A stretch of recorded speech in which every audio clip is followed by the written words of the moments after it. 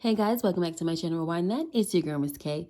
If this is your first time coming across my channel, welcome. Please be sure to subscribe if you like the vibe and hit that notification bell so you know when I upload more videos like this one. Alright guys, I do apologize for this late review. It is graduation week for me, so a lot of planning going on and everything. I know you other mothers and fathers, you understand what it is already, okay? Including grandmothers and grandfathers that's out here raising your grandchildren and aunts and uncles doing the same thing, okay? All right, guys, so let's get into this episode, The Shy, Season 4, episode number 4, called The Girl from Chicago. So the episode starts off with Emmett and Tiffany sticking to their new arrangement of an open marriage. So we see Tiff, who's in ecstasy with Dante. Then you have Emmett, who brought this girl back to his apartment, and she's going down on him. But Emmett doesn't seem to be enjoying himself at all. All right, he's totally checked out. And at this point, it just seems like Emmett is going through the motions and participating in these shenanigans just to satisfy Tiff. Next, Tracy spends the night at Duda's place and tries to go home, but Rose tells her that the building is surrounded by protesters. So she might as well have a seat and have the chef cook her some breakfast, all right? It didn't hit me until now that this might be a very significant moment between Rose and Tracy, okay?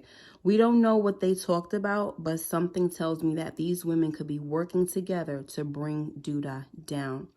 We know that Rose has been unhappy with how he's running things, and for all we know, she might have convinced Tracy that getting rid of Duda will be good for everyone involved, okay?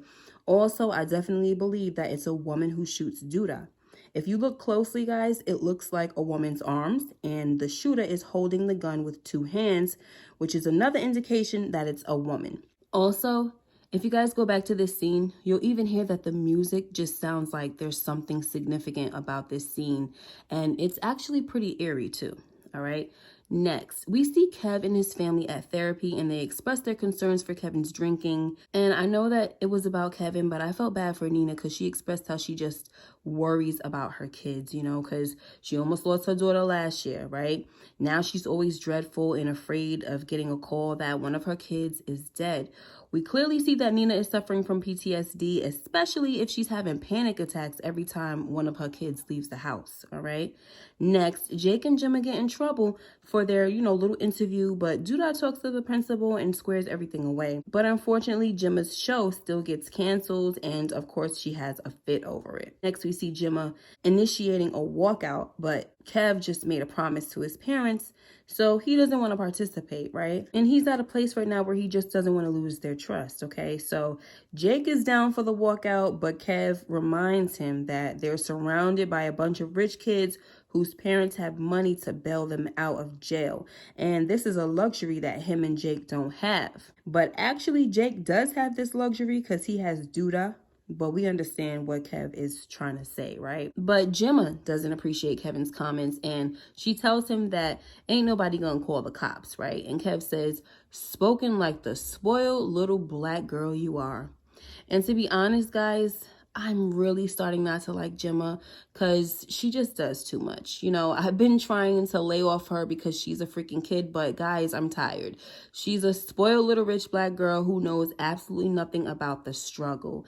And don't get me wrong, you don't have to know the struggle, you know what I'm saying? You don't have to have experience in the struggle to get involved and help out. That's not what I'm saying at all.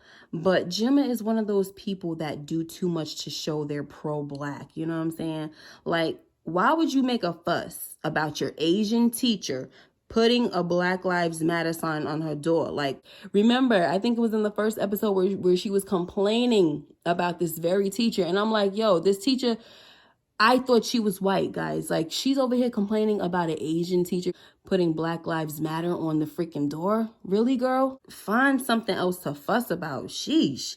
I mean, come on. Anyway, guys, she also reminds me of those people that wear dashikis as if to prove how black they are. You know what I'm saying? But in Jemma's case, she's rocking the afro and her wardrobe is from the freaking 70s or the 60s. Like, girl, please sit, okay? Like, I can't take it, guys. She might as well walk around with her fist in the air talking about I am a revolutionary. Say it with me, I am a revolutionary. Because just everything about her right now reminds me of the movie Judas and the Black Messiah, like, especially with that freaking beret on, right? I am tired of this little fake revolutionary, okay? Like, in this episode, when I look at Jemma, she just reminds me of one of them characters from that movie. Anyway, let's move on, guys, because we already had a rant video on Jemma, all right? Next, Tiff tells Emmett that they need to establish some ground rules for their open marriage. Emmett tells Tiff that she's not being respectful either when it comes to Dante because she keeps going back for seconds and thirds. He tells her that she needs to stop playing house with Dante.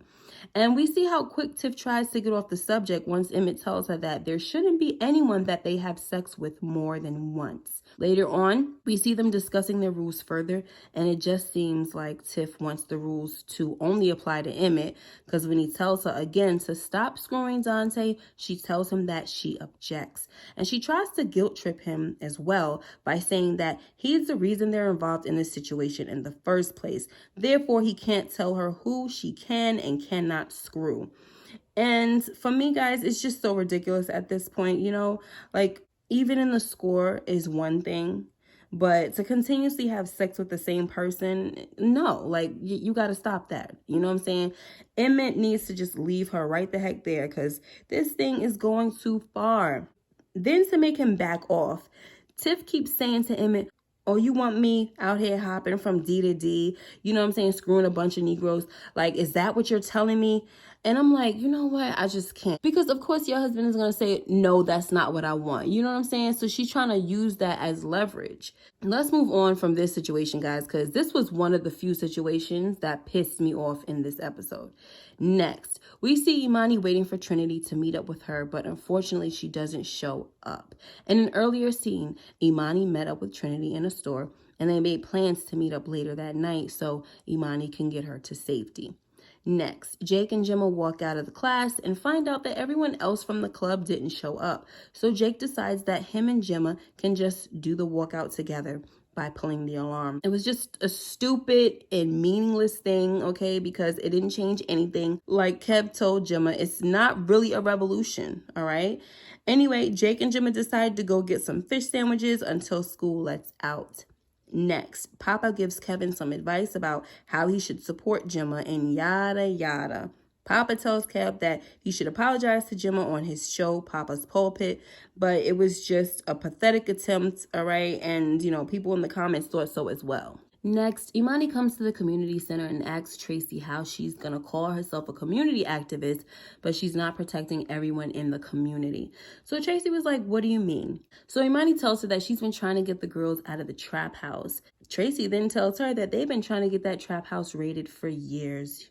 And just because it's not on the news doesn't mean they're not working towards it, okay? Then Trig comes over and Imani basically tells him that if he doesn't handle the situation all nice and quiet like he wants to, she's going to handle the situation nice and loud. Next, Dre is with Jada while she's getting a chemo treatment and Nina is trying to get a hold of her. So Dre tells Jada that she's basically a hypocrite if she's telling Kev to be honest about his whereabouts and she can't even be honest about hers. So Jada says Kev is a child and we're grown. And that part right there is where I don't agree, okay, guys? When you're married, all that I'm grown talk is out the window, okay? Because you have a duty and a responsibility to communicate your whereabouts to your spouse. It's how trust is established, and it also shows respect and consideration for one another. And you know another thing, guys? It always seems to me like the single friends are the ones who never understand that. And that's no disrespect to my single folks out there, okay? But Jada is tripping right now. And even though I hate what she's going through, Jada's being a little selfish by asking Dre to keep this secret until she tells Emmett. Because in the meantime, Dre is looking suspect to Nina by not returning her texts and answering calls.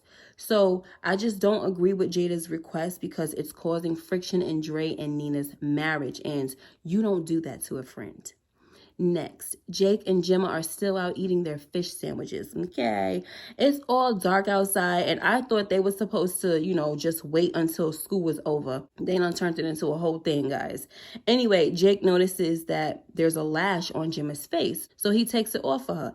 Jemma's corny behind tells Jake that now she has to make a wish. So Jake was like, what did you wish for? And she tells him, I can't tell you that. So Jake says, I think I could guess. You know, he leans in when he says it too. Then Jemma kisses Jake and says, were you right? And Jake said, I thought you wished for more than a kiss. I thought you wish you could be my girl. And honey, let me tell y'all, I was so pissed after he said that because I just couldn't understand at this point, okay? So Jake and Jemma start making out after this, and it's just so messed up. And at this point, guys, I'm trying to figure out why Jake is doing this to Kev. Like, is there some kind of underlying jealousy or something that we don't know?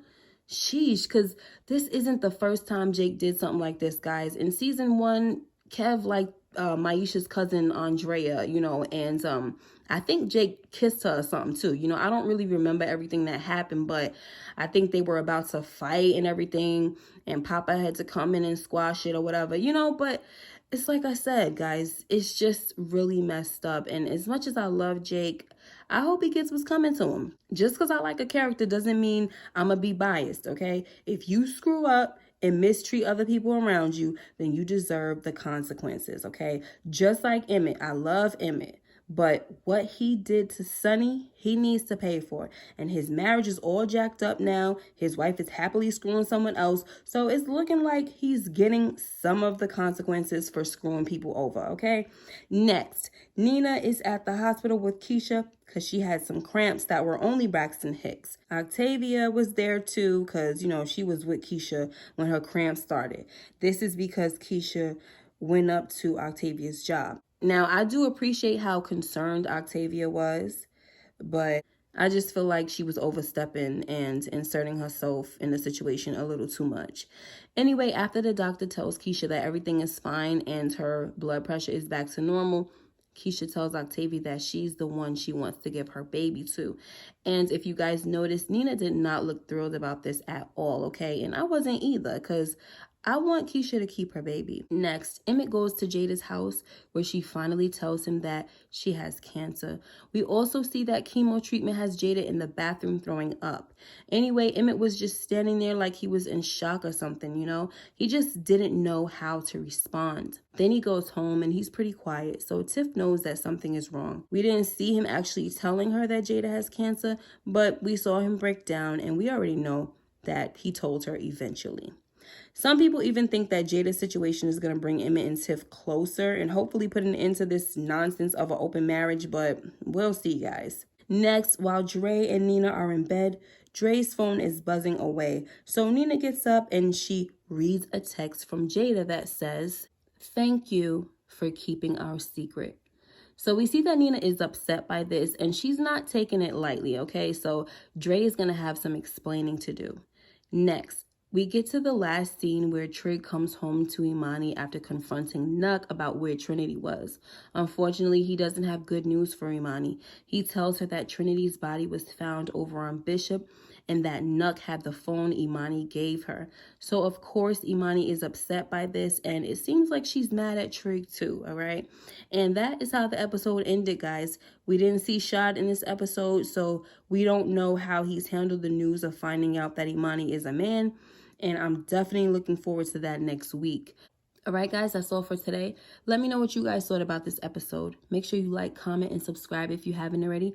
And hit that notification bell so you know when I upload more videos like this one. And also, I'm not going to do a rant video for this episode because I think I pretty much got out everything I wanted to say. All right, guys, until next time, you guys take care and be blessed. And I'll see you in the next video. Bye-bye.